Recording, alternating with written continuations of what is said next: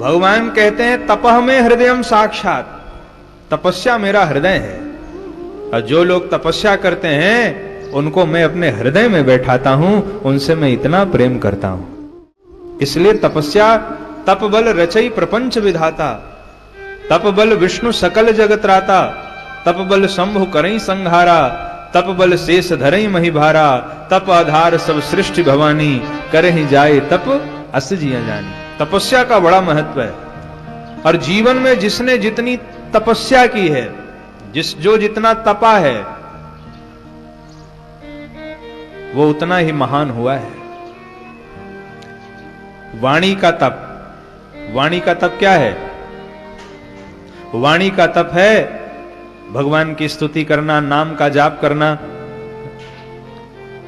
ये वाणी का तप। शरीर का तप क्या है? शरीर का तप है धूमेश्वर सरकार में आना, दर्शन करना, तीर्थों में जाना, गंगा स्नान करने जाना, ये शरीर का तप है। हम अपनी इंद्रियों से ही भगवान का भजन करते हैं, और अगर नहीं किया तो यही इंद्रियां ही हमारे पतन का कारण बन जाती हैं।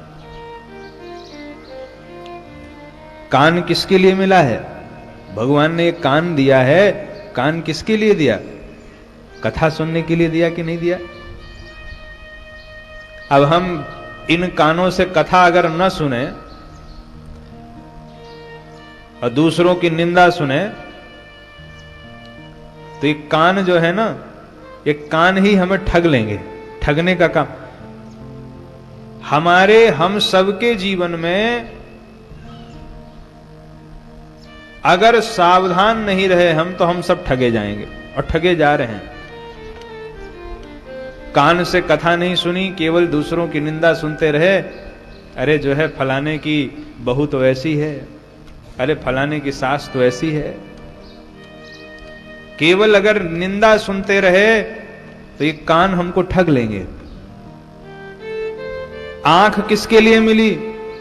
आंख मिली है धूमेश्वर सरकार का दर्शन करने के लिए, और इन आंखों से अगर केवल विषय भोग ही देखते रहे, भौतिक जगत ही देखते रहे, अरे मैंने ये मकान बना लिया, मैंने दुकान बना लिया, मैंने गाड़ी खरीद ली, अगर इन आंखों से केवल भौतिक वस्तुओं को देखते रहे, आंखें भी ठगने का काम करेंगी।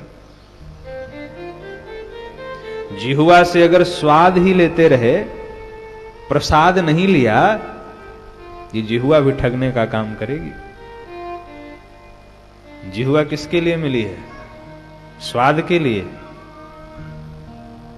कहोगे महाराज मिली तो स्वाद के लिए ही है। कहा नहीं नहीं, स्वाद के चक्कर में पड़ गए तो चौपट हो जाएगा।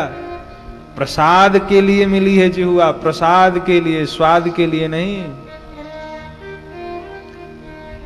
परमात्मा का भजन करने के लिए शरीर मिला है। बड़ा अनमोल है ये मानव जीवन। इस अनमोल मानव जीवन को पाकर के भगवान का भजन करना चाहिए।